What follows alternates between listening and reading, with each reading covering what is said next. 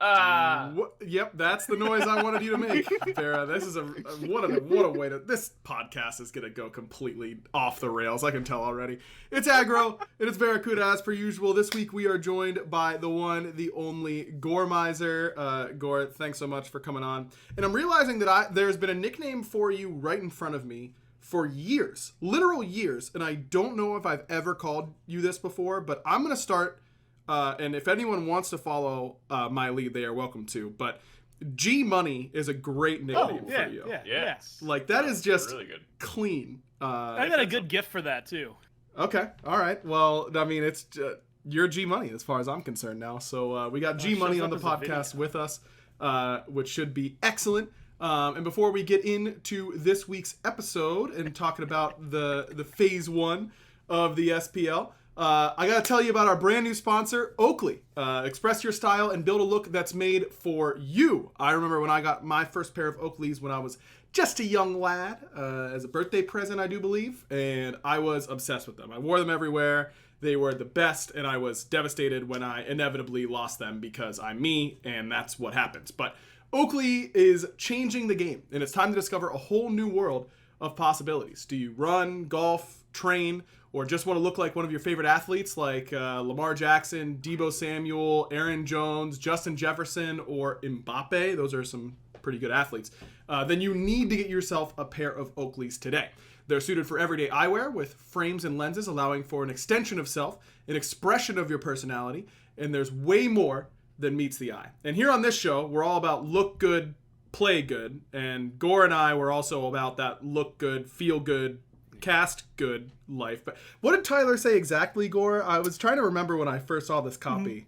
You know, most of the time it just got shortened to look good, feel good, and then it just cut off. Yeah, our producer back in the day would say look good, feel good right before every show, and it did make me feel bad if I wasn't looking good that day, but feel good if I was looking good that day. And if I were wearing Oakleys, I would have been feeling real good. Also would have dodged being blinded by all those lights. Yes, probably would have helped immensely in the studio.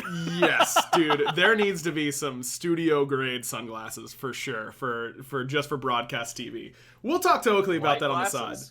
Yeah, like they're kind of Oakley does have new blue light glasses for like gaming and that kind of stuff. Maybe those. Well, it's not really blue light on a studio's light setup. It's like light, just kind of blasting you. White light. Yeah, white light. It's kind of like, never mind, I'm not even going to go there. Listen up because it's officially almost summer, which means you need to upgrade your sunglass game now. Check out Oakley.com to get yourself a pair today. I've got, oh no, I forget which ones I've got coming. I'm so excited about them too. I just forget the exact brand and I can't look it up because it's on Discord. Let me just say, I looked around. There were a lot of great styles.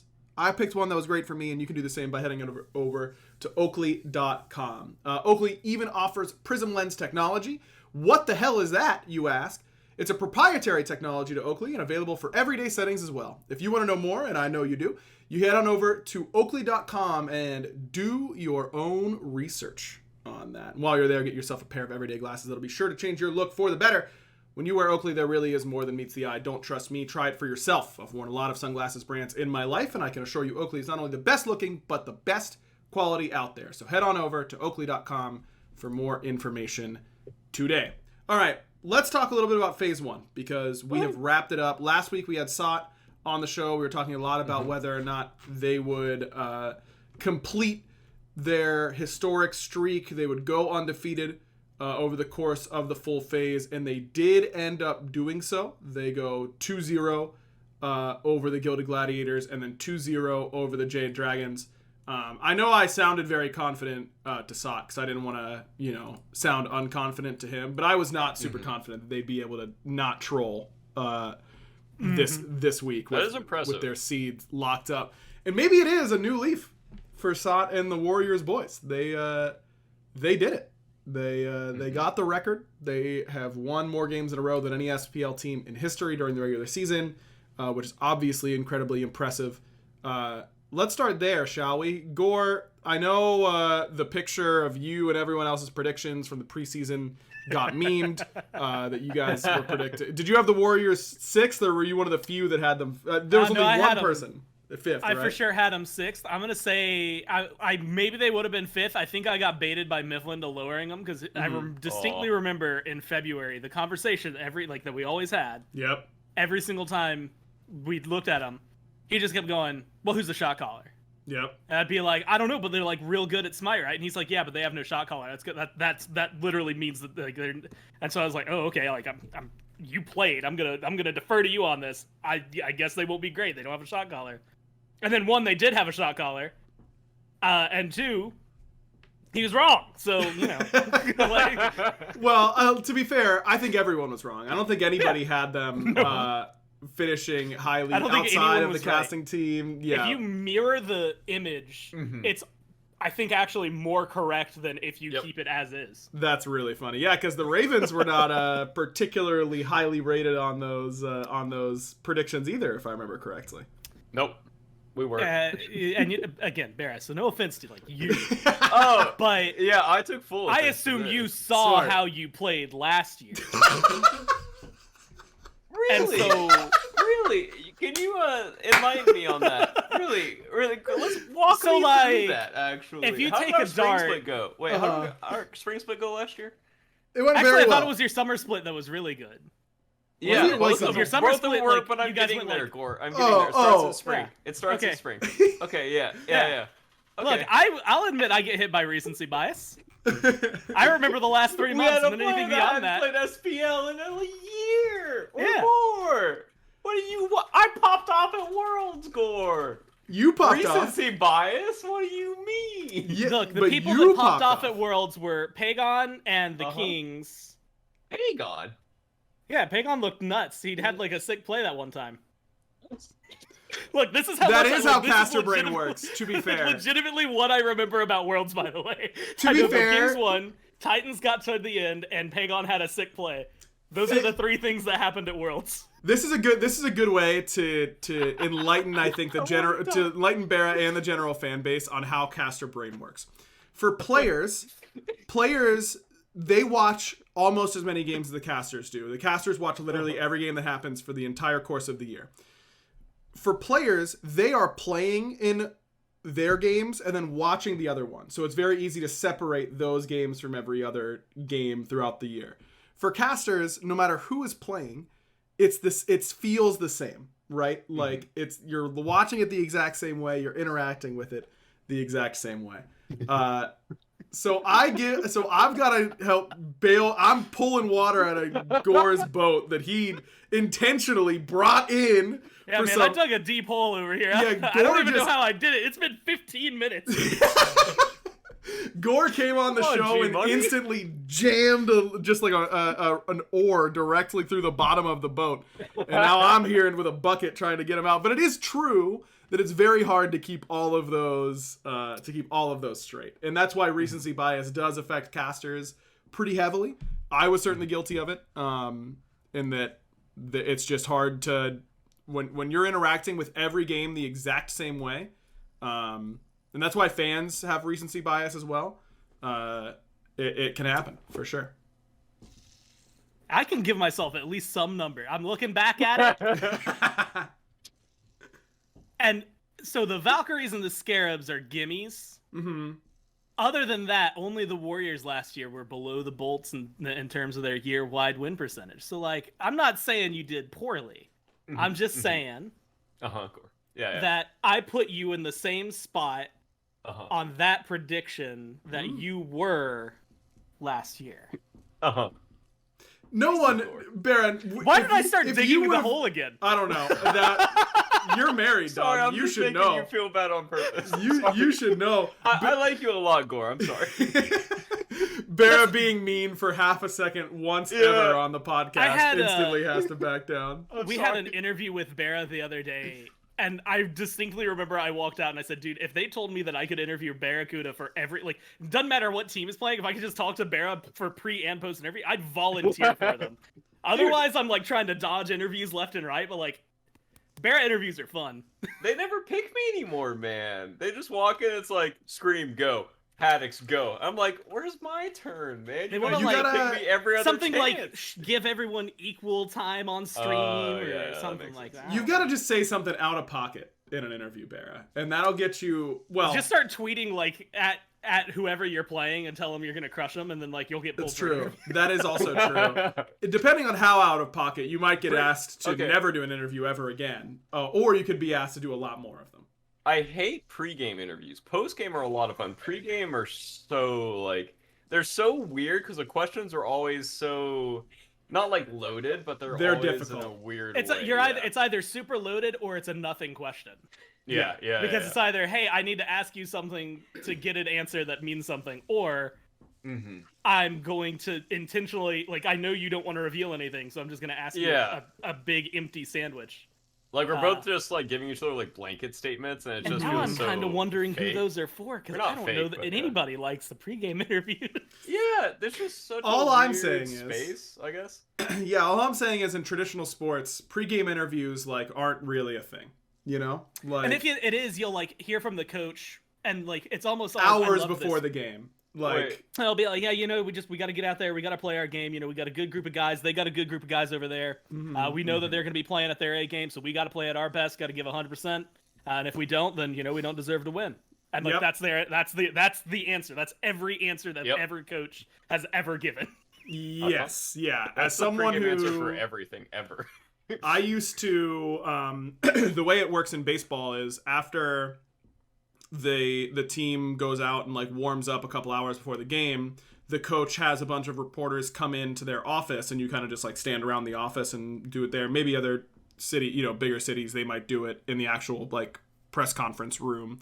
But when I was covering the Pirates, when I was working in sports broadcasting, I would be the one to go and get that pregame audio, and that would be at like 2:45 for a 7:00 game. So hours and hours and hours before the game actually started.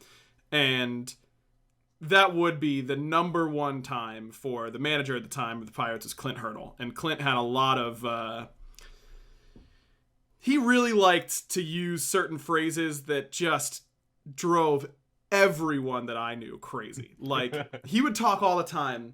They'd be on a huge losing streak, Pirates. And they'd be like, yeah, Clint, team's been struggling recently. What do you have to do to get out of this slump? And he would lean back in his chair, and he would get this real condescending look on his face. You're like, well, we're struggling through the lens that you're looking through. Through the lens that I'm looking through, which is the lens of men becoming better men, and the boys working together. I'm not seeing struggles through my lens. So sometimes life is all about perspective. And then he'd go on this like long rant about that, and we're just like, bro, just answer like, the question. Just come on. Like that is like those things would just drive me crazy at times, because they wouldn't give you a whole lot of good. And then in sports, because you get interviewed whether you win or you lose, then it'd be really good if they were on a losing streak and you got some real nonsense pregame, and then they'd get absolutely crushed, and then postgame he'd be real mad and just like snap at every question and be very mean, and that's understandable and okay, and that's how it goes. But when that happened, like multiple, if they got like swept over a 4-game homestand, and you just got 4 pregame interviews of garbage and 4 postgame interviews of garbage, you'd be like, boy, this is not great. This is not what I want to be hearing, for sure. Are those press conferences when you're asking the losing team, is that just like Twitch chat, like harassing the coaches, basically? No, because it's reporters. There are some Twitch chatters. There are some Twitch chat reporters, there were some people that anytime they open their mouths, you'd be like, oh boy, here we go. Like, this is going to be a dumb question. And they're going to get mad about it. No. This is like they wouldn't ask it in Twitch chat ways necessarily, but there were some combative reporters for sure. Funny. What did your team choose to lose here? Yeah, exactly. Like, that is a good exercise in learning how to do interview questions, because you had to be careful with your wording for sure. Some players were easy, and you could ask it you know, in a normal way. Some players you had to be really, really delicate with because they would just. I remember AJ Burnett, like, I asked him a question after a loss one time, and he was like, he was so mad that he just basically like gave like a 2-word, like he like stared at me and then gave like a 2-word answer and then stopped taking questions. And then every other reporter was mad at me because they didn't get enough stuff to use. And that was kind of on me. He was being a little bit of a baby, but he had had a tough day that day, if I remember correctly. But yeah, because you can really impact the jobs of everyone around you. So those were some good. And the worst, I'm really getting off topic here, but who cares? That's what this podcast is about. The worst was when there was a really obvious question that was going to make them mad, and everyone in the building knows it. You know, everyone in the building knows, like, there was, it's a batter who, bases loaded, 1 out, the dude ahead of him had walked on 4 straight pitches, and he swings at the first pitch, which is a big no-no in Major League Baseball. If the guy can't throw strikes, don't give him an easy strike by swinging.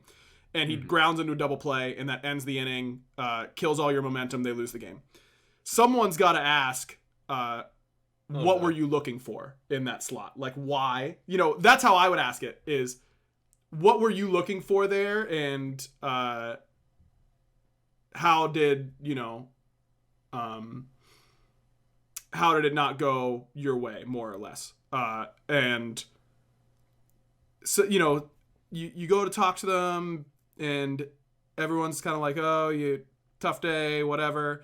And then there's like this awkward silence and all the reporters like kind of look around and it's like, all right, who's going to ask about the moment that's going to really make them mad?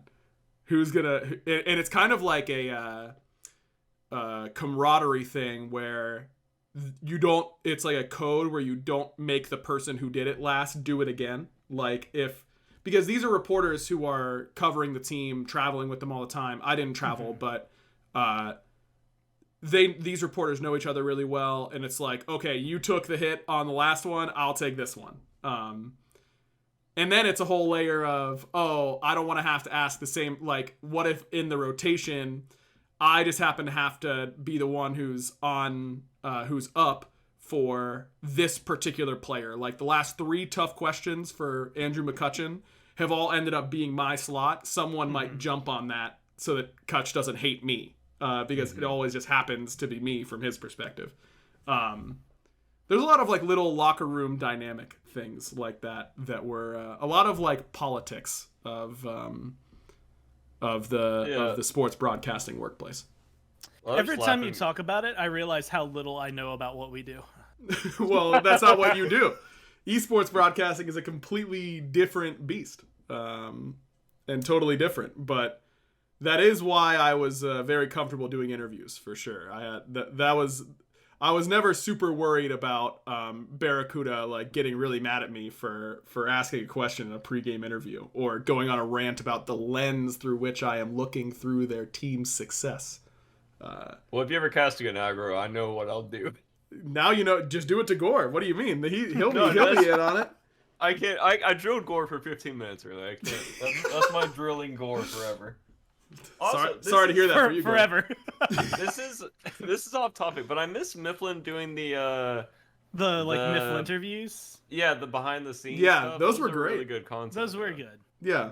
I should get back to doing that. I like those. Maybe G Money. Maybe you picked that up. Yeah, maybe. Well, he did it. He's better at that than I ever will He's be, so. You need a certain amount of Mifflin in you in order to. How much Mifflin do you have in you right now, Gore? Right now? Yeah, or just in general. How much Mifflin are you? In general, you've got a good amount of Mifflin, I think. It's definitely grown. The more time you spend with it, I think he's he kind corrupts of like you. a virus. Yeah. If you've talked to Kabam at any point in the last few weeks, we did a play test last week with the casters, like show them what's happening next season, get their feedback, all that kind of stuff. That was the first time I talked to Kabam in so long. Mifflin and Kabam live together now, and he was Mifflining me left and right. He was saying stuff just like Miff. He was saying things that only Miff says, and I literally was like Stop mifflining me. Like, stop it. I don't know. What do you remember what it was, Gore, that he said that really got me? I don't remember. Oh man, I'm trying to remember exactly. So trauma like, bonded. it's the way he said it too. Yes. It's not just the wording. It's like that.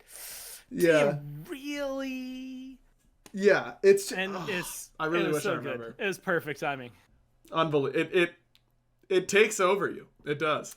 It might have been because he played Nox mid that one game, and so that might have had something to do with it. I know it was definitely around that conversation. Yeah. Well, he went off that game, so all credit to him.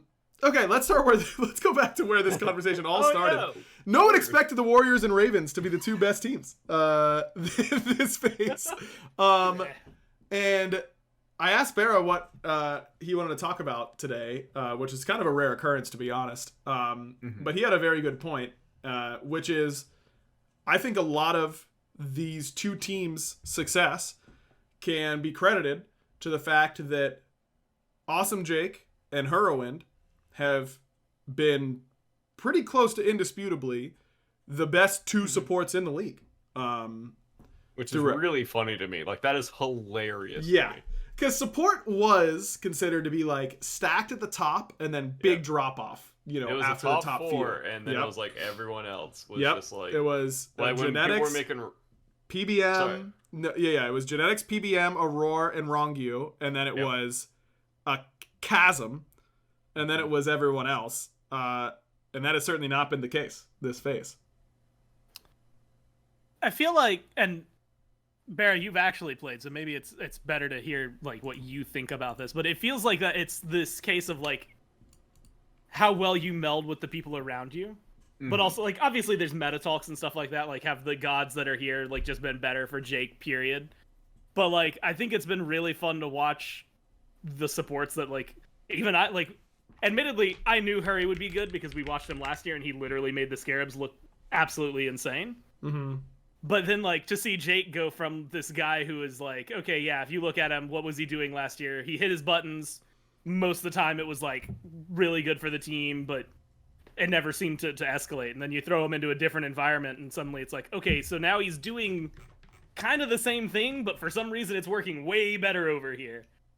Yeah, it's definitely a combination of gods coming into the meta, the healers coming into the meta, as well as his team is very aggressive. Funnily enough, I think Bolts of last year would be very good on this meta, because we just want to like jam our dents basically and just play really aggressive. And that's just always been Jake's like theme, is just running it down and holding W as hard as he can and just running it down like at everything. Anything in front of him, Jake wants to fight. And so I think that's actually really good right now. And then I think also Pantom probably fits that role a little bit better than Last does. Because Pantom has a really good mix of ganking and farming. And I think Last sometimes like tends to do like one or the other a lot, depending on the game. And I think Pantom just fits that well. And then Pagon as well. Like, Pagon just loves to rotate around the map and fight everywhere. So everyone just kind of wants to fight everything on that team. Like, literally across lane to lane to lane, if anyone's trying to make a play, like, they're all just going to, like, dogpile on whoever it is and just make the play. So I think that they're going to be really good for a while. I'm not sure if teams will adjust to them, and I think we adjusted them to the second time we played them. Like, when we played them, we definitely were really bad at the first tournament when we played them. We hadn't beaten them in scrims at all. And then we saw that we had to play them. We're like, oh boy, here we go. And then after that, we started beating them in scrims after that tournament. And then we played them again, and we just trolled. Like, we just did so many stupid things in that set. But I think it's just Jake having a team full of people that only want to fight. I think also Season 10 meta is very simplified. I don't think there's a lot happening macro-wise right now, which is probably why Kings are suffering as well. Not to say, like, there's no macro at all, but I think there's much less than Season 9.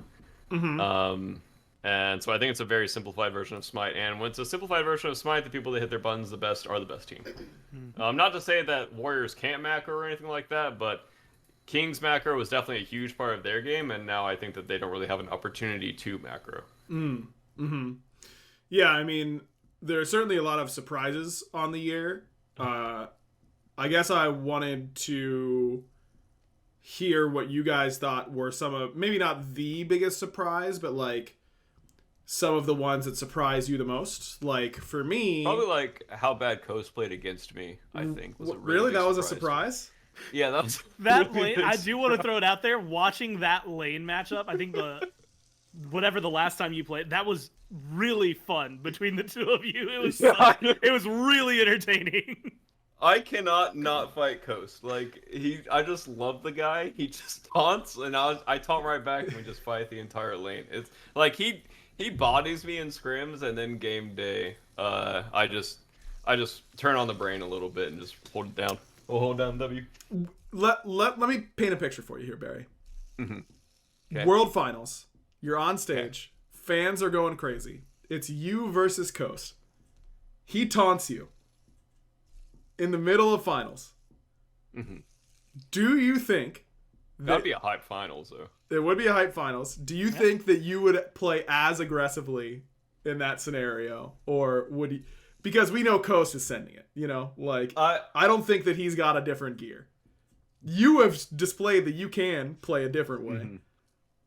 World's finals. If it's on the line, can he bait you into it? yeah, I mean, it worked out for you. I would swallow that bait. I would take it hook, line, and sinker, baby. Yeah. If he's taunting me, I'm taunting him right back when we were fighting. And that's what happened in game 2 when his jungler came over 3 times and killed me. Because I was like, no sir, you're stepping up to my purple. And Vin's like, that's Susano's in duo jungle. No, he's not. He is. Unlucky for me. What? I can't believe That's that. so weird. Yeah, I was so fed game 2. I was like 4-0 or something, and I just keep fighting for no reason, and then just die a lot. So unlucky for me. Can't do anything about that. That's just fun. Now I'm rooting for Ravens Hounds finals just to see a crazy duo lane. I literally cheer for Coast when he's against anyone but me. I want that guy to win so badly. He's such a good little guy. Yep. Well, I can't wait for him to be here at LAN. I want you both to like stand up and yell at each other like console league style. Like just channel your inner Mifflin from years ago. We would literally, me and Coast would have a completely different game than the 8 other people Yep. in the studio. Like, Yep. We'd be playing a whole different version of Smite. And it would be fun to watch. I kind of want to.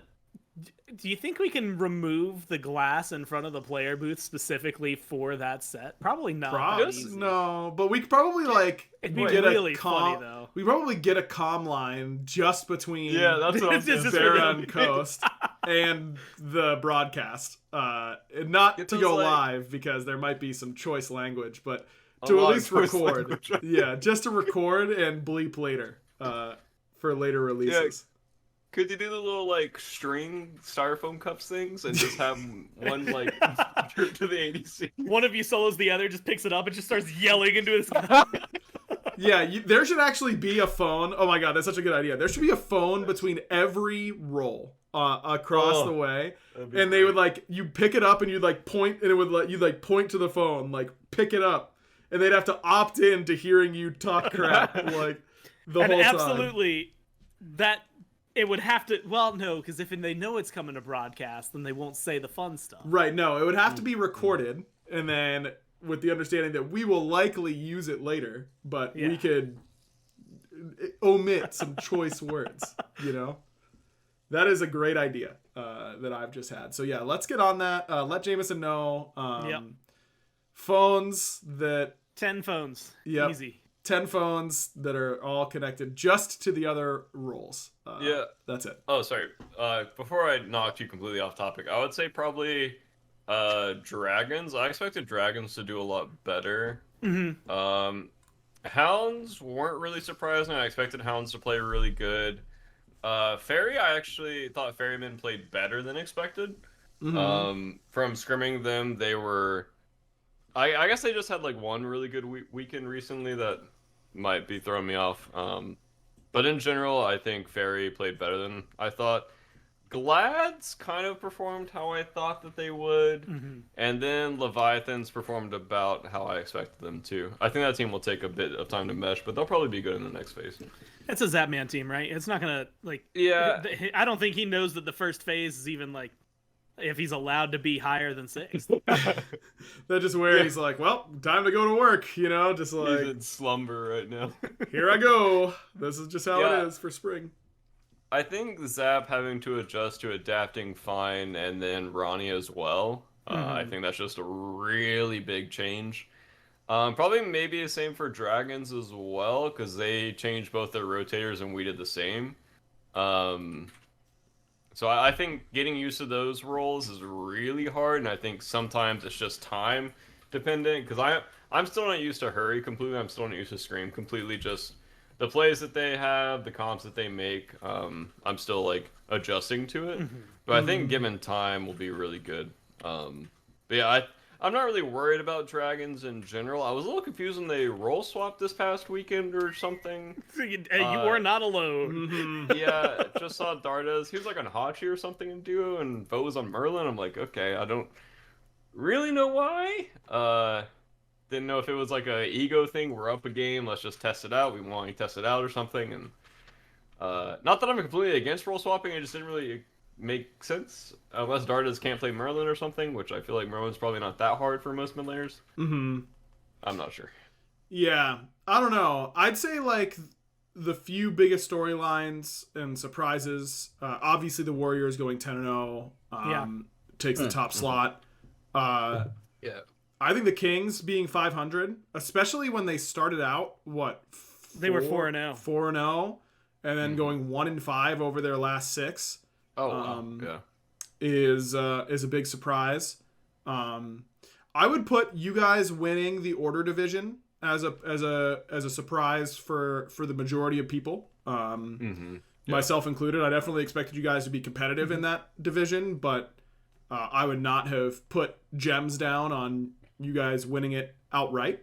Yeah, I would expect the Kings to win too, honestly. Yeah. The fact that the Kings and the Hounds tied in record is pretty surprising for sure. A lot of the records this phase, like, it was really weird how it worked out in both divisions, that you had, like Ravens up at the top and then 5-5-5-5-5-5. And then in the other you had 10-0 and then like 2-8, 2-8, 2-9 or something like that. Yeah, it was 10-0, 3-7, 3-7, 2-8 was the Chaos division. Only 2 teams with winning records in the whole phase. What? You and the Warriors were the only 2 teams with winning records. 3 teams at 500, 3 teams below 500.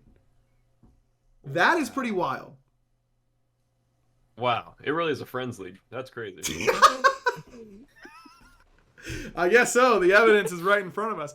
I don't know. That, like, it does make me... because I hear what you're saying about the game macro is simplified, and it is certainly significantly simplified from Season 9, but I do think it's a bigger part of the game than the majority of people seem to talk about, because otherwise I feel like these, like, I don't think we've ever seen a phase in SPL history where this many teams didn't finish above 500, right? Yeah. Like, and it's not like the Warriors were dominant, like top to bottom, absolutely dominant. You guys were really good, but I wouldn't call your team dominant. Yeah, neither would Gore. In this phase.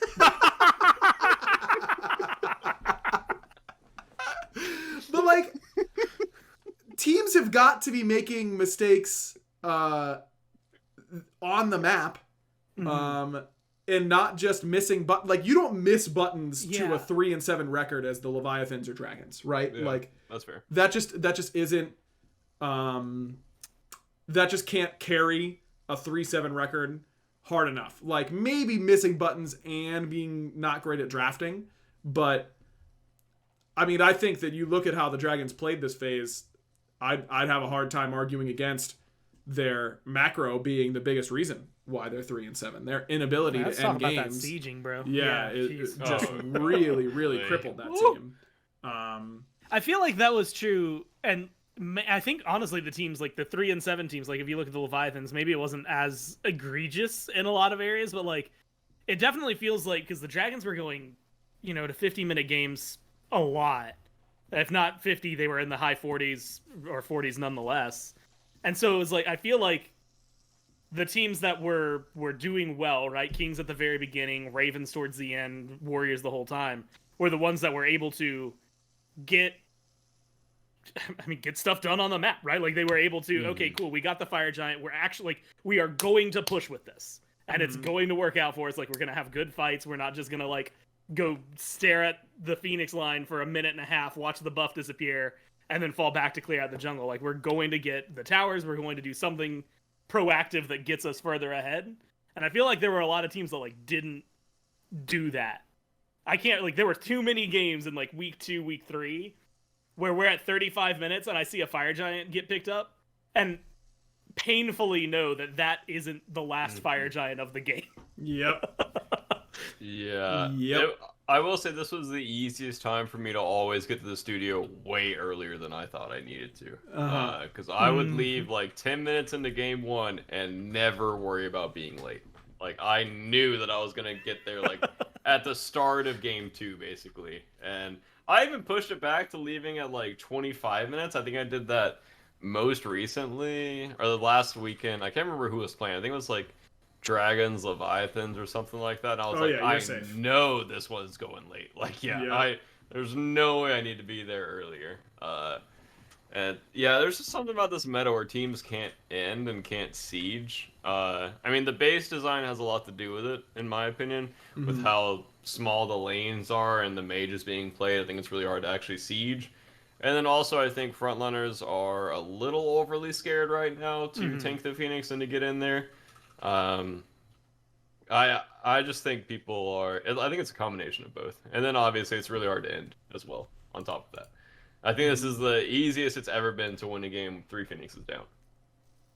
Yes. Yeah, I mean, the fact that a lot of these games have gone later, I think would certainly back that up. I don't know how many teams did win a game with all 3 Phoenixes down. I'm sorry about that. I know the Warriors did. Fidget spinner. The Warriors won one. I think they might have been the only ones that actually won it. Yeah. But there were a lot more, oh, this game, like, they got 3 Phoenixes, this game should be, oh, never mind, we're still here 10 minutes later moments that we've ever really gotten to see. There was also, someone had asked about it, and it was really interesting, because, like, it makes sense that kills correlate to wins. But, like, it was really weird to see the fact that if you weren't getting kills, throughout SPL history, it was like 6% of games, maybe, were getting one. Well, maybe it was even less than that. We're getting one if you had less kills. And, like, we saw one this phase, which was kind of remarkable. But most of the time, if you're not getting kills, you're not getting anything done. Sure. Yep. And a lot of the teams just wouldn't fight. They'd be like, all right, cool, have the Fire Giant. Good luck. We're going to sit right here. Yep. We will be planting our feet and waiting for you underneath our base. How long was our first game of the split? We played Levi's, right? That first game was I want to say like 71 minutes, but that doesn't seem right. That seems too long. But but it was long. I think it was only 50-something. Oh, okay. Only. Goodness. Only 50-something. And it was just just one of the games. Yeah. Yeah. Yeah, I mean, it was, I think it was a very fun, split to watch. You know, there were a lot of very different things going on. And the league was the least predictable it probably has ever been.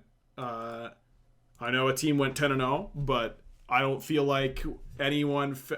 I didn't feel like the Warriors were guaranteed to win until, like, most of the way through the phase, right? Yeah. Like, it took a little bit before I was like, oh, okay, they are that much better than everybody else, because teams go on hot little streaks, and it takes a little bit of data or, eye testing before I feel like I'm comfortable saying like, oh, this team is like for real and not just on a streak.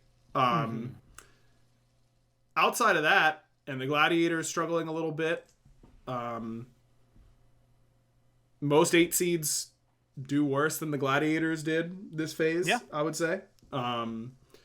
So I think that you're hard pressed to find a more unpredictable phase than we saw here with this one, which is really fun, and it makes me really excited for Masters, because should be pretty interesting to see if anyone can take down the Oni Warriors for sure. Gore, about to say something? The Gladiators, I'm giving a lot of credit to, because they are responsible. They were the first ones, I think, that messed up the Kings. Yeah. And I feel like I think it hit them a little harder than they maybe would have thought, right? Yeah. Like all of a sudden where it's like, okay, haha, we trolled game 2, whatever. And then you get into game 3 and you just get smacked by Kierme and you go, oh. Yep. Oh no. And then they got one more win after that. That's it. It shook them. That is a great point. That was a devastating blow for sure. Well, it was like us to Warriors last year, I think in fall split. Yeah. When they were like really dominating, they lost to us, and I don't think they won another set after that. Yep. Sometimes there are just those. It's like a crit, like it just it hits you in the right spot and it deals significant like psychic damage to you, and you just don't recover, which is unfortunate there for the Kings. But no one, I assume, at least for me, no one is worried about the Kings' long-term success. Oh, God, no. That team is still. Let's do it this way. Gore, if you have to pick who's going to win Worlds today, who are you picking? Oh, Kings. Barry?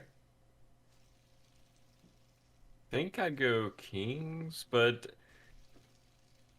yeah, Kings. I'd say Kings. Yeah, Kings. I'd say Kings. Yep. And it's not a knock on any other team. It's just that team has proven that they can get to those moments and perform. Yeah, I'll take having one of the most, if not the most, dominating Worlds performance over a very dominating spring split anytime. Like, I will always value that higher. Yep. So not, again, no shame against Warriors or anything like that, but it just doesn't matter as much as Kings. And, like, every time we see a team that dominates in phase 1, they either win Masters, and good for them, but then they like that they're done, right? Like, I mean, how many times have we seen, like, I mean, the Titans, when was the last time last year, the year before that, Mike's teams, like, they'll dominate for half a year and then fall off. Yeah, when was the last time the team that won the spring event won Worlds? I would have no info on that. My brain is not. Well, I know it couldn't have happened season 1 because there was no spring. Season 2, it couldn't have happened because they didn't get into the SPL until the summer split. It might have been season 3. It might have been season 3 because Energy dominates there.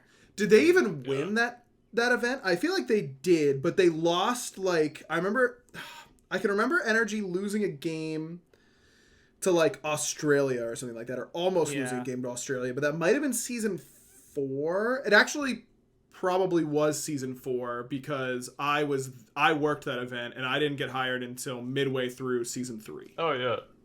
Yeah, Cathara's right. There was a big first seed curse, like going around a lot of lands. Mm-hmm. Yeah, where you like literally like I remember teams talking about not wanting to be first seed because it was cursed for so long. Yeah, it was season 5. Season 4, E United was not the best team in North America at the beginning of the year. They didn't ascend until they got Ven. Yeah, and we know 6, 7, and 8 aren't it. Right, we know 6, 7, and 8 aren't it. It could have been. Oh wait, no. Wait, season 8 almost... might have been. Was that Leviathans or was that season 9? No. Season 9 spring was won by Dragons. Dragons, yeah, it was Pagon. Yeah, it was Dragons. Was it? Taking on that really good play that one time. Masters right here. Let's see. Yeah, it was Dragons. That was the one play that one time. Was actually, season 8? right Did there. season 8? Did the Leviathans win season 8 spring? Probably. Actually, wait, was that Julio? No, Titans won Masters season. Oh, that's season. Yeah, season 9. They beat Kings. Oh, well, there you go. Weird. And so wait, hold on. Yeah, You said it's been a season 8. long What time. year was season If- 8? 2021? Is that season 8? That sounds about right. Yes. Dude, I actually have so many spreadsheets. Oh my god. I was gonna say, where are you looking at this? That's spreadsheet town. You're the That's mayor. six. I'm like, yeah, I'm in Okay, my Google Drive. wait, All right, wait, phase one okay, hold on, playoffs, you got it. season 8. It's loading. Okay, well, It's while it loads, I gotta tell you about our brand new sponsor, Oakley, one more time, and then we can come back to Gore for the answer. heard they here, make which great which is stuff. good. Gore, you're so smart all the time because you're right. They do make great stuff, specifically great glasses and sunglasses. We're super excited to announce our new sponsor, Oakley. You get to express your style and build a look that's made for you. Bera, you were telling us last week that you've never had a pair of nice sunglasses. You know, you were Nope. you were snagging the ones on the way out. I actually went to like a drugstore this weekend and saw You saw like my the sunglasses there? yeah, I saw the sunglasses like kiosk, and I was like, Barra would have normally been all over this, but once he gets his Yep. Oakleys, it's gonna be a game I'm changer. extremely excited because I just don't know how they're going to feel compared to the sunglasses I've worn my entire life, and also how they're gonna fit on my face because I have a rather large nose right here. So I'm very excited to have sunglasses that don't squeeze me. That would be amazing. I think that you're going to be very pleased when you receive your Oakleys, that's for sure, because they're changing the game, and it's time to discover a whole new world of possibilities. Whether you run, golf, train, or just want to look like one of your favorite athletes, like, I don't know, Mbappe, one of the greatest soccer players in the world, then you need to get yourself a pair of Oakleys today. They're suited for everyday eyewear with frames and lenses allowing for an extension of self, an expression of your personality. There is more than meets the eye. And here on this show, we're all about look good, play good. And that's why Oakley is the perfect partner for us. Once we get them, we will not be leaving our house in the morning without our Oakleys, that's for sure. And listen up, because it's officially almost summer, which means you need to upgrade your sunglass game now. Check out Oakley.com to get yourself a pair today. I cannot wait for mine to get here. They are going to be absolutely awesome because mine have some prism lens technology. And you might be asking yourself, what the hell is that? It's a proprietary technology to Oakley and available for everyday settings as well. And if you want to know more, and I know you do, head on over to Oakley.com and go ahead and do your own research on that one. And while you're there, get yourself a pair of everyday glasses that'll be sure to change your look for the better. Oh my God, it's Hamlet. He's on the screen. You know what Hamlet would look good in? Oakleys. You know what Hamlet would look good in? Literally anything, but especially Oakleys. When you wear Oakley, there really is more than meets the eye. Don't trust me. Try it for yourself. I've worn a lot of sunglass brands in my life, and I can assure you Oakley is not only the best looking, but the best quality out there. So head on over to Oakley.com for more information today. Oh my God, Hamlet is so cute. He's so adorable. We went to a friend's house last weekend, and he was playing with their dog, so we're trying to like socialize him a bit and get him used to. Will you bring him over and have him play with Mackenzie? Yeah, dude. He's gonna be pretty scared at first. 'Cause he was scared of like. That's fine. kids, She's a which- total baby. She'll like ignore him mostly for the. Wait, how honestly. big is she? She's like 30. She's like 32 pounds. Okay, you'll be fine. She's the sweetest little dog. She literally will That's- ignore him until he forces her to not. Yeah, that's perfect. Also, we kind of need her to like teach him a lesson because he plays a bit rough right now, and the other dog like got onto him one time, so I was like, perfect. Yep, that is the exact role that Mackenzie took for Pretty Hair's dog when they got her. She just absolutely annoys the crap out of Mackenzie, and then eventually like just doesn't leave her alone for long enough, or bites her in the wrong spot or something like that, and Mac will just like Gets the sound smackdown. real mad all of a That's sudden, perfect. and then walk away. Like she just like she'll get on top of her and then walk away, and that's it. So that'll be, oh my God, yes, that would be the greatest day of my life. That would be awesome. Anyways, Gore, did your spreadsheet load? Yeah, Dragons won Phase 1 playoffs season 8. Okay, that's what I thought.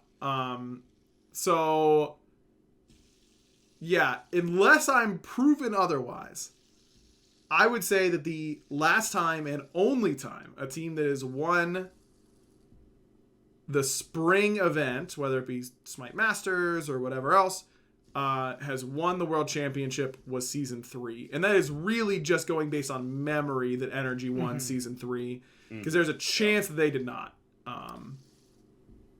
There's a chance that they did not. That was before Rival started playing really well, the old EU Rival. But Dig was very good back then. There's a chance that Dig won that. Because they did win one event. They won Smite Masters Season 5 in Spain. In Valencia, Spain. That was a great event. I was just thinking about that That other day. tournament was so hot. That event was so warm. Melting. It was hot in be Spain. It was hot in that venue. the Smite Masters 2016? Well, if we just so- determined that Season 8 was 2021. So, what? Season Well, Season 1 was 2014, 2015. 2 is 2015, 2016. So yeah, Okay. 2016 would have been 3. They won Smite Masters 2016. Big. Yeah, it was held at DreamHack Summer 2016 to finalize the spring season. Big. There you go. There you go. So only one. So, Barra, you know what to do. Don't win. Oh, we did it. Don't win Masters, because then you have a significantly worse chance of winning Worlds. That's what that means. You're a numbers guy, Gore. That's how to use numbers. Yeah, that sounds about right. Great. I love it. All right, it's almost time for our random question of the week. But before we get there, we have to let you know that this show is brought to you by BetterHelp. And it's specifically this episode of the Backliners is sponsored by BetterHelp. We talk a good amount on the show about why we believe that finding the right therapist for you is one of the best things that you can do for yourself. I am constantly talking about how much therapy has helped me. And I am legitimately excited for my therapy session tomorrow morning. It's Therapy Wednesdays in the Bailey house, because my wife also goes to therapy on Wednesdays. And I look forward to Wednesday literally every single week. I wake up early for it. I'm never upset about having to wake up early for it, because it really does put me in a good mindset for not only the rest of the day, but for the rest of the week. And I cannot overstate how OP therapy is. Gore, you were giving me a little nod. Normally I don't toss the ad reads to the guests, but I mean, you're the pro. Like, you're G Money. That's all there is to it. What therapy's OP, am I right? Yeah, no, it literally is. Like, for a long time I've had severe body image issues, right? And it's always really funny because, like, I joke about it, like, it's like, yeah, if you look at Paladins, like, go look at me in 2018 and then realize I'm standing next to Rain Day, I'm standing next to La Tigress, I'm standing next to Pretty Hair. Like, those are some of the three most people attractive on humans camera. And I'm just like, on and then planet there's Earth, yeah. me. You've got like three like statues, and then the blob guy who was hanging around with them. And like, you know, I think there's also something to be said, like, that, you know, mentally got me into a spot where, like, I did start working out, but kind of for the wrong reasons, right? It was like, I hate how I look, therefore I'm going to fix me. And it's like, there wasn't a need to fix it, right? And like, Nope. that's, and when you get to talk to somebody and, like, you kind of understand that to the point where I am now, like, I almost weigh now as much as I did then, but it's a way healthier version of that weight. Like, it's way, it's way more muscle based, but like, I also think that I've gotten into a better spot mentally with that and being like, okay, hey, this is exactly because of talking to the right people and having them reframe my mentality on it. Same thing with casting. I think my casting's gotten better after I'm still really harsh on myself, but I'm less harsh on myself. It's And true. it's work in progress. And that's the kind of stuff, like, it really does, like, it affects your day to day, and just having that, like, weekly, or sometimes, like, if weekly's too frequent, you can do like bi-weekly, monthly. Yep. I think Katie does hers once every 2 months. Yep. And it's just like, it's just really nice to sit down and you kind of get a good grip on things that you didn't even realize you were doing all the time. Yep, absolutely. Well, I appreciate you sharing that, Gore, and it's just there's very little, if anything, you could do in life that will be better for you in the long run than figuring out how to think better and think healthier. And I don't know a better way to put it. Barry? I was just talking to my therapist last week, actually. We're kind of going over like the period after Scott passed away, and I was like, I never felt like I needed therapy because I always thought it was for people that were like really down, like you had seen some like really messed up things, you had gone through like some really messed up things, and for me it was just like my brother just passed away, pretty messed up, you know, but I mean like everyone deals with that stuff. But I never learned that family deaths and all that stuff can affect people's brains differently. And for some reason in my brain, it really dug in there. Like, really firmly dug into my brain. I can imagine. So I was telling her, I was like, I never knew that I could just like talk to somebody and get help. Because I just always view therapy as like this super severe thing that like people come back from like war and you know you need therapy then. Yeah. Right. And you just go through like some really traumatic stuff.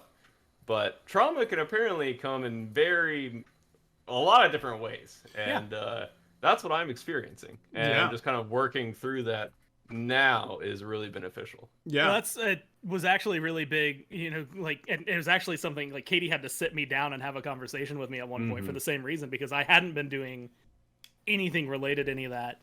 But like when my grandfather died, I played my bagpipes at his funeral. Like a few months later, when my uncle died, or maybe it was a year later, when my uncle died, I played my bagpipes at his funeral. And like there was a period of time where I was like, I can't play this instrument that I've been playing for 20 years because it's got negative like memories to it.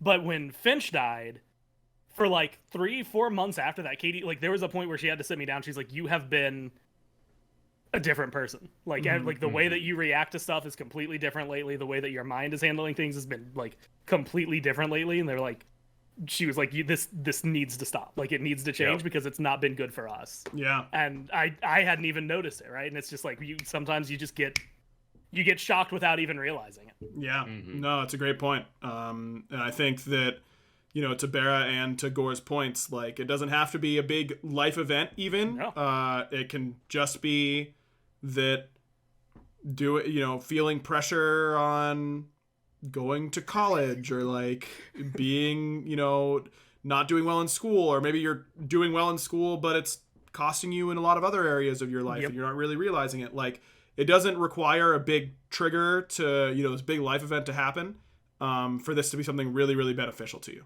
Not only that, sometimes it happens, like I went on a certain medicine that was supposed to be good for like ADHD stuff. I got depression. Like it was like one of the side effects was so I'm taking this medication, and like after a few weeks, and like Katie's like, you know, she's telling me, she's like, yeah, it's actually like you seem to be paying way more attention to things. You're not bouncing all over the place. You're way more focused, which, as you can tell now, is not the case anymore. I'm not on the medicine.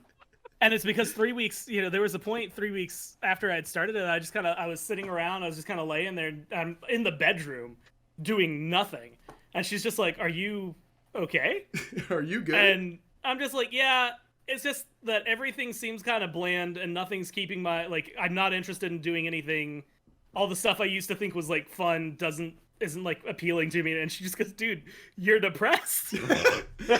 Sometimes you need that, like, oh, yeah, I guess like that actually checks out. So just so you know, it can come from literally anywhere. Another great point. So, you know, if any of I've got too many stories.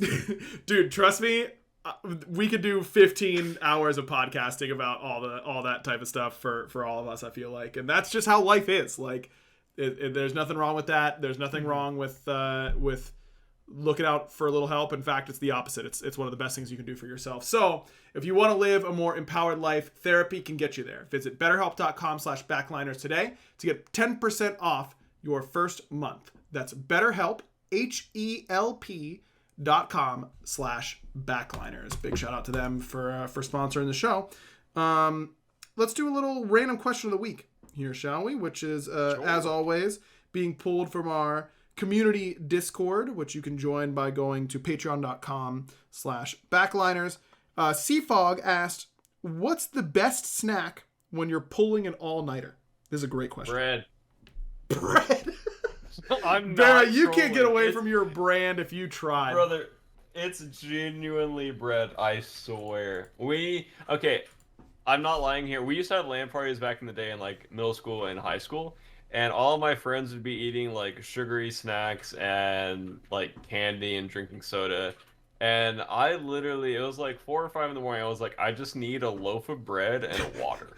Like, literally, I just Nothing need to, else. like, You didn't need butter, peanut butter, anything No. like that. I was just like, I need to rebalance whatever's in my digestive system. Like, my That is body was so literally funny. craving bread, and it worked. Yeah, that's I would have made fun of you for that, for sure. They did. Don't you worry. Yeah, okay, good. In a loving way. But I would have made fun of of you course. for sure. Gore? Yeah, I have to agree. Like anything that's sugary, you're gonna crash. Guys, And not my if you immediate- just keep eating the sugar. Good point. I No. was gonna Keep say, going. is it bad you asked the question? I thought, when do I get cravings? I only get cravings when I drink, and it's almost always for ice cream, which Ooh. does not help Oh. because neither of those two things I just listed, ice cream or drinking, is gonna help you stay up all night. No. And then I thought to like what I was having for dinner, which was pizza. Anything heavy like that, not gonna keep you awake. You're gonna be Yeah. Salad. You're gonna be snoozing. Yeah, salad will put me to sleep for sure. Yeah, I think I have to say, like, I think, like, Cheez-Its, like, something that's That's great. cracker-based, that's got, like, a little Yeah. salty, but, like, has more flavor than just bread. Yep. Okay. For me, Bread has flavor, my guy. Yeah. It's for got me, a very good flavor. In fact, it's got some of the best flavor to put with other stuff, but... it's cereal. Because during an all-nighter, you're getting thirsty. Cereal's a good shit. You're getting a little thirsty. So you need something that's a little refreshing. You know, you're slamming Cheez-Its, you're slamming potato chips, whatever. That's only making you increasingly more thirsty. You get a nice bowl of cereal, especially if you're going something that has a high milk to cereal ratio. I'm talking like Honeycomb, Crispix, something along those lines. You feel like you're getting a little bit of moisture, but also a delicious, yummy snack. I'm just a cereal stan. I want to eat cereal all the time. Yeah, cereal Wait. is just really good. Agreed. Cinnamon raisin bagels slap. If you just want like a bagel. That's not what I just, want like, during some an bread. all-nighter, though, right? Like, I don't disagree. Really? But yeah, I don't want that. I feel like a bagel is like one of the last things. Why are bagels breakfast foods? Those things are the most dense. Like, nothing makes me feel more like bloated and full than a really good Really? bagel. And I'm so happy when I eat a bagel. They taste I don't great. feel that way. And afterwards, I feel like I have I feel like I didn't even chew it up. Like, I chew it, and then Oh, it yeah. reforms into a perfect bagel inside my stomach. You know what I mean? That's fair. Like, Very it dense. rematerializes. I have to give credit. I'm the Curls said sourdough is unbeatable, and I think if you take a slice of sourdough bread and put like melt some cheese on it, Yeah, that banger. might be my go-to all-nighter snack actually. Banger. Absolutely. That would Oh, be sick. Barra, bro, we missed the best one. It's Cinnamon toast. cinnamon toast, bro. It's Cinnamon ci- toast, man. it's toast with butter and cinnamon sugar. That's what it is. Okay, I'm glad you we can't came go up wrong with with that. Yep, Yeah. absolutely. Okay, wait. Yeah, go ahead. Growing up, this is a little off topic, but we used to have 2 waffles with cheese in between them, and then pour syrup over it, and it was really good. What, Yeah, like American cheese? Yeah, and I thought that was so standard. I thought everyone like a- grew up eating that, but no one's heard of it anytime I tell people. No, It's I just have like never heard of that. It's a grilled cheese, but you're using a different. Okay, I have a It's- lot of questions. Okay? Okay. First of all, these are frozen waffles, I'm guessing, like Eggos. Yeah, like Eggo. And you would just toast those, and then you'd take them out, Uh-huh. and you'd put a piece of cheese in the middle. How much cheese? Like one piece of cheese, or like One. like a grilled cheese? You need more than just one, right? Or else it'd be way too. It was Grilled, like a grilled cheese is 2 slices of Kraft American Minimum. singles. Okay, just gotta throw it Minimum. out there. Yeah, agreed. It was there's just one slice per in between like waffles, and sometimes I do like 4 waffles, so it'd be like 3 pieces of cheese, and then just pour syrup over like all of that. Wait, but that math doesn't add up at all. Is it one piece? How'd you get 3 cheese for 4 waffles? It's 1 piece of cheese between each waffle, so it's like 4. And oh, I thought you stack on stack. Okay, on that's stack. actually on me. Yeah. I envisioned in my mind waffle, 3 pieces of cheese, waffle. I was like, that's a dumb idea. That one's on me. I take responsibility for that one. Okay, yeah, I want to be angrier at this than I am. Yeah, just try it. You could probably make a really good patty melt with frozen waffles. Probably. Mm-hmm. I'm going to get. Damn, I love American food, bro. cheese. That's why I was so fat before. I'm going back for that. I'm getting Kraft American cheese. We keep waffles. We keep Eggo waffles on us at all times. We never don't have Eggo waffles. I'm gonna try this. I'm gonna put it in the community Discord, and it's gonna be a big. We had a toaster oven, so that we put the cheese. I'm remembering now. We had like a 6 piece of bread like toaster oven, so you could fit like a lot in there. Barra measures things in the amounts of pieces of bread that can fit. That's how it said. So you would put like the 4 waffles in there, and then put the cheese on there. Because I was like, how did they used to melt the cheese? I swear the cheese is melted. That's how. Okay, so it's like you gotta put it in a toaster oven. We have an air fryer. That'll do. Like I could just air fry it. Yeah, that sounds fun. After I cook the waffles, I gotta cook the waffles in the toaster. Take it out. That does sound good. Okay. All right. Cool. I'm gonna try this and report back maybe next week if I remember to get some Kraft American cheese at the grocery store. All right. Hero asks, what is the most ridiculous excuse that you or someone else that you have heard but ended up being true? A ridiculous excuse that either you or someone else has used that sounded ridiculous but it ended up being true. I don't know if I have one, honestly. Yeah, most people, if they lie, they don't do anything ridiculous. Yeah. It wasn't. I was going to tell a story that would not have painted me in a good light. It also was not true. It was just an excuse that I used. So I'm glad that I thought about that for half a second longer. I mean, Katie's probably said something to me, man.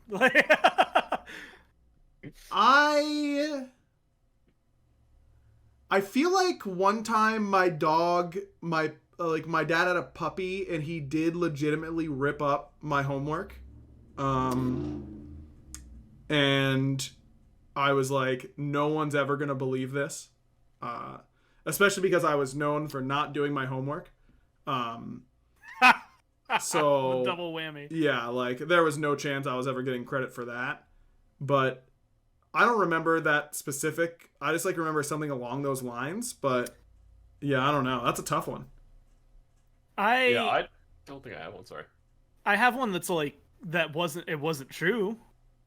Yeah, but I think it was a really good Well, and Katie, it's not even my story. It's one Katie loves to tell, and so at this point, I've heard it enough that I loved it. So it was one morning she had woken up, and she didn't want to go to school, and so she was trying to figure out how to fake being sick, right? And this is where first off I had learned that she had not learned to get something warm and hold it against your forehead so that if somebody comes and does a fever check, they're just like, oh yeah, you're burning up. She didn't figure out how to do that. What she did do was apparently because her mom would drink a lot of coffee, but the cups would get left around every now and then. I think they did as well. And so she had cups of coffee that were a couple days old or whatever that were still partially full. Mm-hmm. And she took that and dumped it in the toilet and managed to convince her mom that she had thrown up.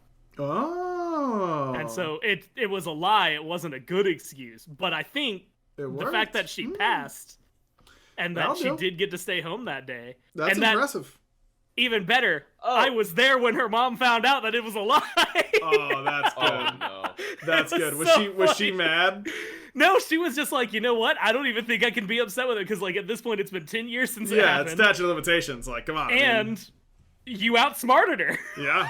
You won. Yeah. I used to I would use my mom's hairdryer on my forehead to try and get myself to feel like I had a fever. And for years I could not figure out, I was in like middle school, like why this never worked, like how she always saw through it. And then I realized that hair dryers make a lot of noise and I don't use a hair dryer. So my mom was like, that dumbass is up there freaking using the hair dryer again. He's going to go to school for sure. I was not a smart kid, if you couldn't tell by that story. Okay. Armanius wants to know, have you ever solved an annoying problem you had in a dream? They had a dream where they had a banger question, but can't remember it now. Well, in some ways, this is a banger question, Armanius. So in some ways, you did solve it. Yeah, I have frequently had a song stuck in my head that I can't. It's usually like one quick lyric or one little like guitar riff or like drum line, and I can't figure out what song it's from. And it'll bother me for weeks until I figure it out. And oftentimes I realize what that song is in my sleep because more of it will play and I'll be able to recognize it from more of the song being played. And I'll wake up and have to like instantly listen to it, or else I'll forget and then I'll get really mad because I knew it and then forgot it and it's still stuck in my head and I can't listen to it to get out of my head. That is something that happens to me pretty frequently. That was my entire like college career with programming. Like anytime you were frustrated and had a problem that like you could not figure out, you would go to bed and the next day it would just like, you just know, like your dream, you for some reason also programmed because you couldn't escape the hell. And so you then wake up and you're like, oh yeah, I know what to, and then immediately you're on it. So it's boring, but that. Yeah. No, I think that's a good one.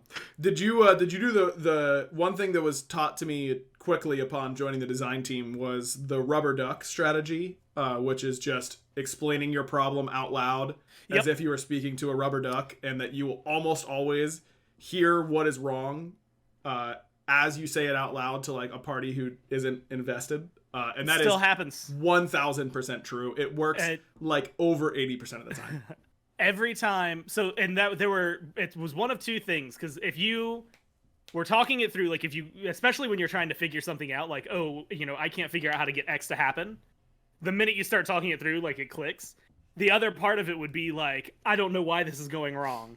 Mm-hmm. And you'd have someone else come over. They'd look at it for like 3 seconds. They go, oh, it's right there. Yep. It's just because you're just blind to it. You've seen it all the same. Mm-hmm. And it's just like fresh eyes are like some of the best things that can ever happen to you. Yep. Those are like, it's weird because those are seen and taught a lot, I think, in programming and like in anything that surrounds that space. But I really think that should be beyond that, because I've had that help me so much in literally any other aspect of life. Yeah. It just, the minute you start vocalizing it, like Katie always makes fun of me for talking a lot, and of course I always make fun of her because I made a job out of it, so who's the real winner? Yep. But it really does, like, having that just like stream of consciousness sometimes gets the problem so often. So clear. So you just often. Go, oh yeah, I'm an idiot. It's this easy. All the time I'll be explaining to Joe, like, why I'm like, I don't understand why this ability I'm trying to set up doesn't work. Like, I did this and I did this, and she doesn't understand a word of what I'm saying. And then I'll be like, and I did this, and then I got it. And then I gotta like go do it right away while I still have it. Yep. And she's like, glad to help. And that's why I give the shout outs to my mom, who did not understand a damn thing I said to her for probably 5 years straight, but listened anyway. Yep. Sometimes that's all you gotta do. Barry, you got an annoying problem that you've solved in a dream? I don't remember my dreams the vast majority of the time. Like I might remember like maybe 3% of my dreams ever. Like, interesting. When I wake up that morning, I just don't remember my dreams. Fair enough. Well, good luck. If you're not using your dreams, I guess. I don't know. All right. Hiru said this question spawns after watching a YouTube video that they wholeheartedly agree on. What is the most controversial hot take that you've ever had on a breakfast food dish? I think I just had one. You just had one? On a breakfast food dish?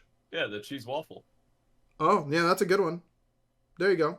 The YouTube video that he was watching said that the breakfast places that serve two wedges of French toast or something like that should not be a single piece of toast that's simply cut in half, but instead 2 toast-sized wedges. Yeah, breakfast eating breakfast out is always a challenge for me because I don't like eggs. There are no types of eggs that I like. It makes me sad. Vegan. I wish I liked eggs. It severely limits my options. Every breakfast combo everywhere includes eggs, and I've got to either like ask if I can sub it out or just take the L on it.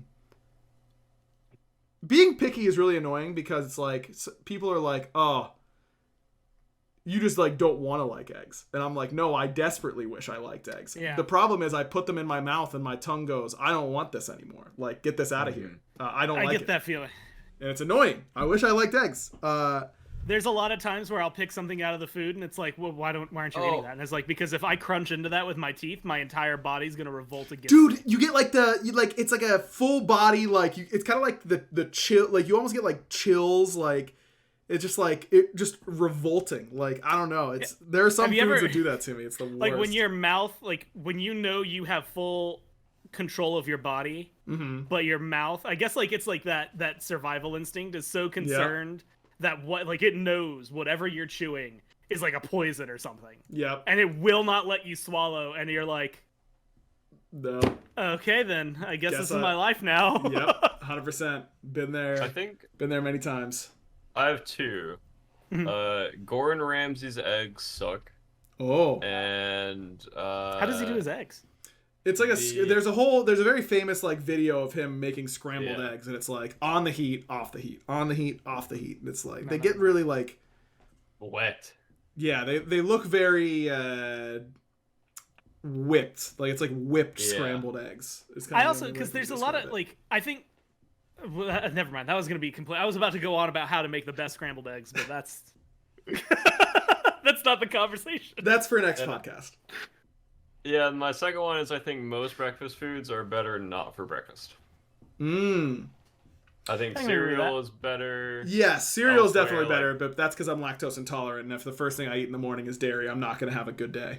But I won't switch my milk to non-lactate. Like, I will not start drinking soy milk. Don't ask. It's a sore topic for my wife and I. We actually, for a while, were getting stuff that was like lactose-free. Yeah. I could try because of that for Katie. And actually, like a lot, at least the Kroger brand was pretty good. Yeah. There you go. Grits are underrated. Hmm. And I realized that I was probably indoctrinated because I'm a Southerner. Mm-hmm. But I find the fact that it's really, like, you can quite literally determine where someone was from whether or not they like grits. If they do, you know that they were from at least one of like 5 states. Yeah, I feel like I should conceptually really like grits, and every time I've ever ordered grits, I'm like, I want these to be better than they are. And maybe I'm just getting the wrong grits. It's certainly possible. Almost every restaurant doesn't salt them enough. Yeah, they just taste like water, bro. Yeah. Like, season them or something. Yeah. Like, most grits from restaurants are terrible. Yeah, it's like salt. There's butter in them. They're not the way they make them that makes them taste good. Admittedly, is not super healthy. The way my grandmother made them is phenomenal, but it is also the kind that you finish eating, you go, oh yeah, yeah. Oh, that sounds good for sure. Okay, to better answer Hero's question, my hot takes, if you could even call them that, are there should be more breakfast options that don't involve eggs, because eggs don't taste good. And bacon should be super, super crispy. Like, if I pick it up, it needs to be dead straight. And if I were to, like, snap my hand, like, holding it, I want the bacon to snap with it. I want it to break. Floppy bacon is a crime. It is an absolute travesty, and no one should eat it. You know, it's been so long since you were in the green room, I forgot some of these opinions, but I know I've heard these all before. It's true. And I'm right, and I won't apologize. God, crispy bacon is so good. I literally had bacon over the weekend, and I was like, dude, it is messed up that bacon is not the healthiest food you could eat. Because that's what my tongue is telling me it should be. Like, I love eating bacon so much that if that was the best food I could eat healthy super easily. But instead, I just want bacon all the time. Okay, last but not least, it's day. How important is silverware shape? Hold on. I feel like this is Dave's first question in here, and this is a question I really appreciate because this is unbelievably hyper specific, and this is the exact type of nonsense I want to be answering on the random question of the week. How important is silverware shape, i.e., the thickness of it or how long it is? Everyone in my family all have favorite silverware and are convinced food even tastes different depending on the spoon or fork. Your family's right, Day. That's a family full of aggro. Yep. I appreciate you and your family. Silverware that is too thin really messes with it because you just don't feel confident in getting the right amount of food on your piece of silverware. But obviously, have you guys ever like gone over to someone's house for the first time and you're eating food with like their silverware and they've got like way thicker silverware than you have at your house. Mm-hmm. And your first bite, you like jam your tooth into the spoon or like you bite into the fork and you're like, is it worth living at this point? Like in this exact moment, is my existence even worth it? Because this experience is so terrible. Silverware shape is, I would say, critical. Finding a spoon that holds the right amount of cereal and milk, like, would really bother me. You go to an Airbnb and they only have the really tiny spoons, and I'm like, what are we, a bunch of Keebler elves here? Oh, like, those are terrible. What is this place? Like, this is ridiculous. Why do they have, and it's not even just silverware, man. I'm trying to eat cereal at this Airbnb over the winter, and the bowl, like their best cereal bowl was like wide and thin. It's totally messing up my ratio, man. It's pathetic. It literally like ruins meals for me if the silverware or the bowl or fork is not the appropriate size. And my wife and I do have different preferences for our silverware. Like she uses the little spoons, I use the big spoons. And she'll get mad at me if I give her a big spoon. Is it the same way with forks? It is. I use a big fork. Forks? Yep. I use a big fork. She uses a little fork. Yep. We have the exact same split. We have 4 big forks, 4 small forks, 4 big spoons, 4 small spoons. Yep. And it is literally, I can tell who's been doing what, because if big spoons or forks are in the dishwasher, I was eating a lot. If it's small ones, it was Katie. And to the point where she will, like, she hates doing dishes. Mm-hmm. She will do the dishes if none of her spoons are clean. Yeah. I've hand washed bigger spoons for cereal because I didn't want to use a little spoon for many, many times. Or like we've got 3 different types of bowls, and some of them are good for cereal and some are not. And I've hand washed bowls that I've been putting off. I've like taken them out of the dishwasher because I don't want to run the whole dishwasher yet. It's not full enough, but we're like out of bowls for whatever reason. I'll pull one out and wash it and then use it immediately for cereal because I gotta use the right type of bowl. Yeah, I would say it's like medium important for me. I've used somewhere I haven't liked. I'm the same as you, aggro, where if it's too small or too thin, it feels really weird. Mm-hmm. And I don't like eating with plastic silverware almost ever. It just never feels great. But I think after you guys are mentioning it, I care a lot more about the bowl that I put my cereal in than my silverware. Like, a bad bowl for cereal can ruin the whole cereal, especially trying to drink the milk. It's awful. Like, you just feel the milk, like, pouring out from, like, the side of your face when you try to drink it. It's just not going to work. It's terrible. It's not going to work. I have to defend my honor real quick here. Sock Fire in the chat, that's my friend Shane. He has stayed at our house a couple times to watch Mackenzie when we travel, including this last weekend. And he claims that my largest bowl is too small that we have at our house, and that I need to, and I quote, bowl up. Really? Shane is a young man without a whole lot of life experience, as evidenced by this comment. There is an appropriate amount of cereal, and this is someone who, I'm talking as someone who eats more cereal than anyone I know. You have got to be able to keep your correct rate. Like, cereal is all about ratios, okay? There is no shame. In fact, there is a big benefit to going back and filling your bowl with cereal again. If you, let's say you can put 8 ounces of cereal in a bowl, But by the time you would eat 8 ounces, the milk absorption would be all wrong. You don't want to necessarily put 8 ounces. It's better to put, for some cereals, 4 ounces, eat it, put 4 ounces in again, put more milk in, eat that 4 ounces, you know? Shane still has to learn a couple things, okay, about how life works. That's just a little tip for all of you out there, that bigger is not always better when it comes to cereal bowls. It's about how well it holds the correct amount of cereal. And there are some, like, I've got slightly bigger bowls that I use for cereal that's a little bit bigger, like honeycomb. That takes up more cereal real estate, or bowl real estate. And that requires a wider bowl, because otherwise they get the milk absorption for the bottom gets a little off. There you go. Wait, how quickly are you eating your cereal? Well, that depends on a lot of different factors. And that is because some cereals are better. Let's say 100, let's say like at 0, the cereal is completely dry. And at 100, it's completely soaked through with milk. Okay. Every cereal is optimal at a different number on that scale, right?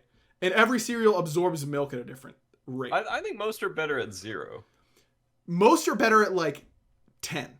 You want like a little bit of like, because the key here, obviously everyone knows that you pour your milk in you put your cereal in the bowl, then you pour the milk in, and then you do the push down, right? Where you push all of the cereal underneath the milk. Oh, I don't do that. What? That's a key move. So I don't do it with do it on the everything, first but I do bite. it with every bite. No, Yeah, no. I go through, I pat down the whole bowl of cereal. Well, that might be why your cereal is a... Do not come for my cereal eating skills, Wait, Barra. so was 0? This is the one thing in life I know I'm good at, okay? I need this. Was 0 crunchy and 100 was soggy? Yes. Yeah, 0 crunchy, Okay. 100 soggy. Wait. Yeah, then like 0 to 20, like anything for me Yes. beyond 25 where it starts to even have a little bit of mush and no crunch, it's too gone for me. Gore, when was the last time you had honeycomb cereal? Yeah. Wait, well, that's hold the- on, like name brand? Yeah. Never. that's your thing. I've heavily had off-brand honeycomb. Okay. Cereal stiff. I will Wait, is it give like you an ADHD thing? what, to push it all down? Both? Yeah, Destiny No. does the same thing. No, it's not an ADHD thing. It's just it's a civilized human thing. Oh, Honeycomb is a great example of a cereal that is actually better as it approaches like 40 to 60. Don't. And really? I'm actually a little slower on eating honeycomb because the first bites aren't as critical. Whereas something like Cocoa Pebbles, the first bites are crucial. Put your Like milk in the- 0 to 30, Cocoa Pebbles is maybe the best cereal on the market. Beyond 30, it rapidly worst. declines. Yeah. So I pour smaller bowls of Cocoa Pebbles and I just like slam it, and then I'll wait a little bit and then I'll go refill it. That's the kind of determining factor on how much, like, I will pour different amounts of cereal for different cereal brands versus in different bowls. Like, there are a million different angles to consider when you're talking about cereal consumption here, fellas. I have to agree with that because, like, if I do Frosted Flakes, first off, most of the time I eat Frosted Flakes, I'm actually foregoing milk strictly because I love the way those things taste. They're great. Essentially as chips. Yeah.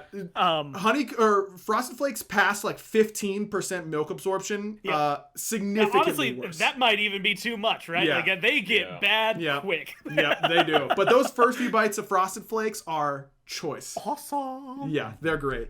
You know what cereal is great? You know what's a great piece of cereal at like 70% milk absorption rate is Crunch Berries and Captain Crunch with Crunch Berries.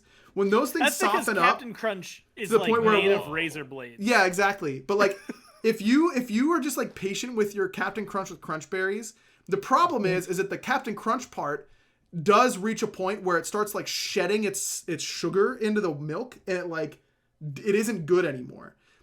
It's like you got to eat your Captain Crunch between like 30 and 55, but then like 65 to 85 is where the Crunch Berries really shine. So you got to kind of like eat around those, and then you end up with like a bowl of Crunch Berries, which is why Oops All Berries is just a great cereal because you can just like be a little bit slower, and that the bottom end of your Oops All Berries bowl is going to be great. What's y'all's favorite cereal? Oh boy, Gore, you're trying to keep me here for another 2 hours. Okay. Wait, didn't we talk about this last time? We've talked about this a lot. We were just talking about this in the green room the other day, and I You have realized to that my separate opinion cereals. You have to separate cereals because there's 3 distinct categories of cereals. Okay, there's non-sugary, aka no cereals like healthy, but like you can't compete with like Cheerios with like Cinnamon Toast Crunch. It's just not a fair fight. Yeah. Right.